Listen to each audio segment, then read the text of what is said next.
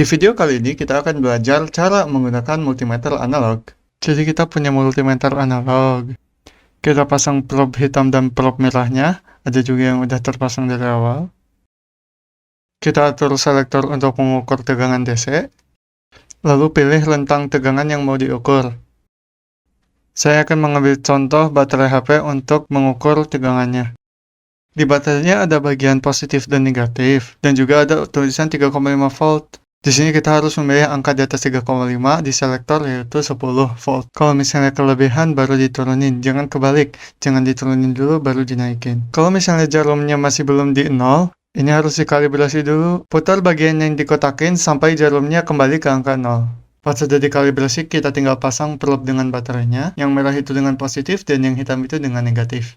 Kita baca bagian skala 10 volt ya. Ini ada juga yang lain seperti 50 volt dan juga 250 volt. Tapi untuk sekarang kita hanya akan fokus ke yang 10 volt. Baca skalanya ini tergantung selektor yang dipilih ya. Jarumnya di sini menunjukkan sekitar 3,5 volt dan itu adalah hasilnya. Kalau misalnya rentang yang dipilih nggak ada di skala, itu memakai rumus ini. Angka yang ditunjukin jarum atau angka skala dibagi dengan skala maksimalnya, lalu dikali dengan selektor atau pemilih.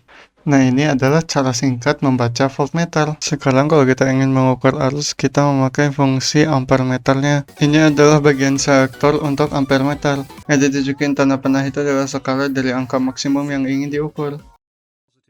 Misal kita mengukur arus baterai seperti ini. Di sini kita memilih selektor 250 mA.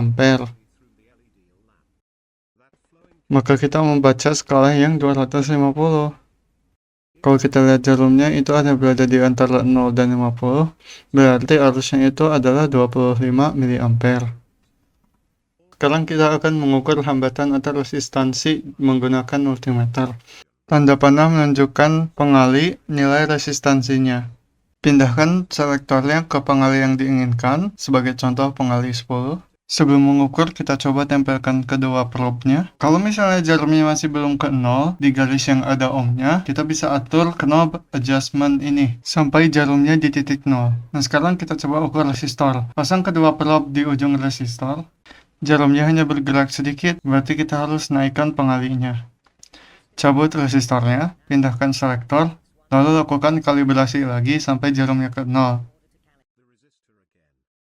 Karena kita mengukur resistansi, kita melihat simbol ohm yang ditunjukin tanda panah, dan kita harus membaca skala bagian atas ini.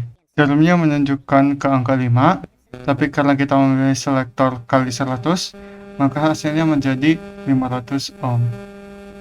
Nah, begitu cara memakai multimeter analog.